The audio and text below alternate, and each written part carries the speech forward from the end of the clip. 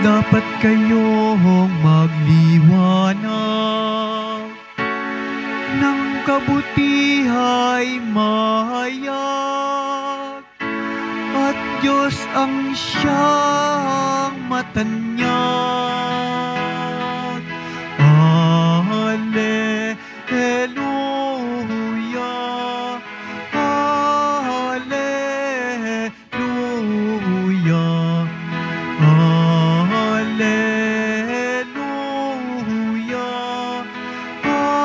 hallelujah.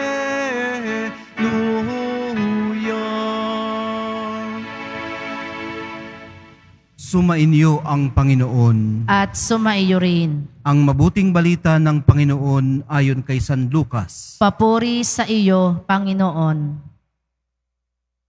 Noong panahong iyon, sinabi ni Jesus sa mga tao, walang taong nagsisindi ng ilaw at pagkatapos ay tatakluban ng banga o ilalagay kaya sa ilalim ng higaan. Sa halip, inilalagay ito sa talagang patungan upang makita ng mga pumapasok ang liwanag. Walang natatago na di malalantad at walang lihim na di malalaman at mabubunyag.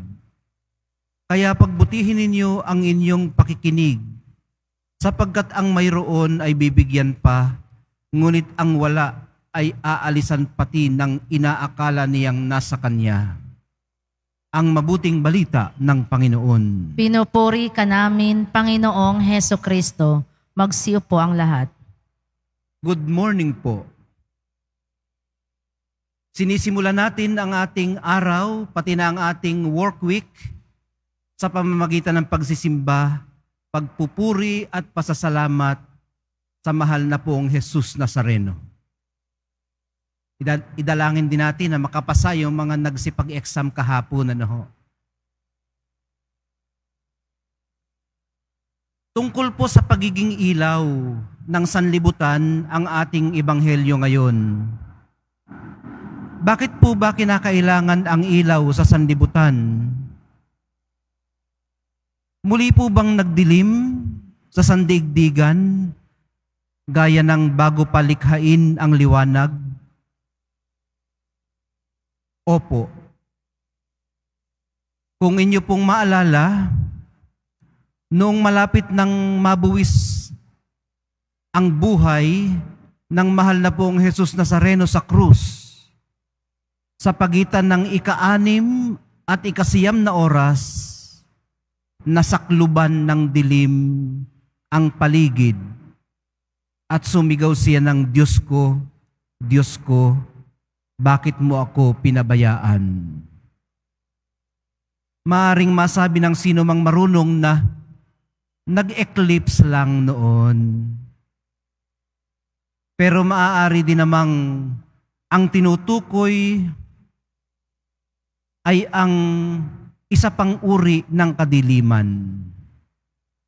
Ang kadilimang espiritual na bumabalot sa atin pag napapahiya tayo,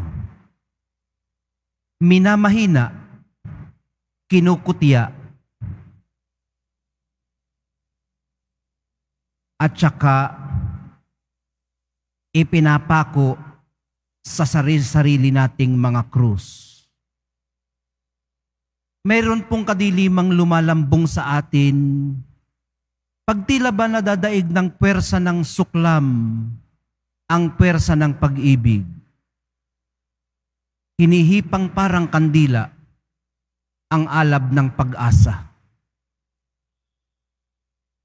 Pero yun lang po ba ang nangyari? Ang pagwawagi ng dilim? Mga kapatid, sa mismo ring pangyayari ng pagkapako ng mahal na poong Jesus Nazareno sa krus, nagapi ang kadiliman at nagtagumpay ang liwanag. Para bang muling nilikha ng Diyos ang liwanag nang siya'y nabuhay na mag-uli. Nakasisilaw na liwanag, sumisinag na pag-asa. hanggat hindi po natin nayayakap ang liwanag na ito ng kanyang muling pagkabuhay, mananatili po tayo sa kadiliman, sa chaos.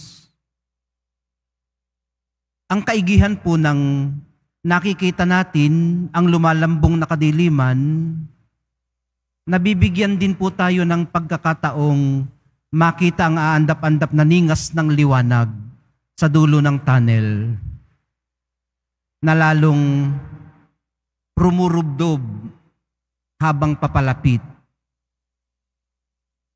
Kailangan lang po natin ng kaunting pagpapakumbaba para kailalaning may mga pagkakataon ngang nalalambungan tayo ng kadiliman at nangangailangan ng liwanag.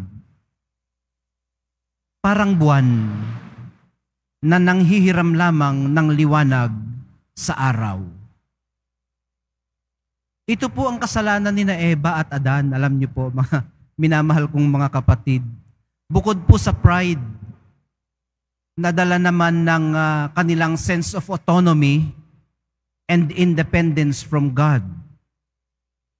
They became so bright that they cannot see God in darkness. Ulitin ko lang ang naging kasalanan ni Eva at Adan, bukod sa pride, na nanggagaling naman sa kanilang sense of autonomy and independence from God, they became so bright that they cannot see God in the darkness. Nakabubulag na liwanag sa pag-aakalang sila mismo ang liwanag. So kung ikaw ay buwan, hindi mo iisipin na ikaw ang araw. Hinihiram mo lamang ang liwanag ng araw.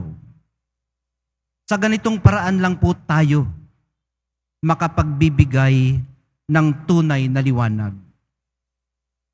Pag nakaugnay tayo sa source, pag sinasalamin natin siya.